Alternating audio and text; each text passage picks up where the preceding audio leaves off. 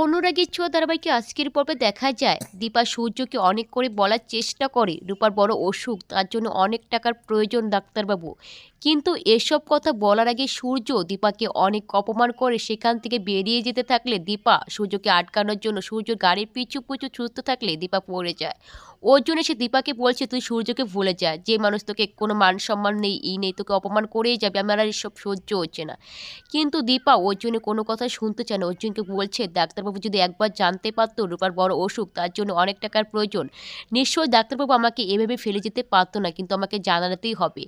অন্যদিকে একটা রিপোর্টার এসে দীপা আর অর্জুনের সেই সব ভিডিও করতে থাকে। অর্জুন দেখতে পেয়ে ছুটে চলে যায়, রিপোর্টারকে ধরে মারধর করতে থাকে। রিপোর্টারটা রেগে যায় অর্জুনের উপর।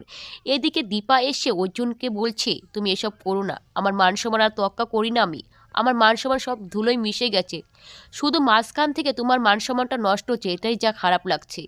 এরপরে রিপোর্টারটা রাগ করে সেই ভিডিওটা সোশ্যাল মিডিয়ায় পোস্ট করে দেয়। এদিকে ইরা সেই ফোনে এই ভিডিওটা দেখে সূর্যকে বলতে থাকে এটা কে, দীপা দিদি তোমার কি হয়, কি সম্পর্ক তোমার সঙ্গে ওর।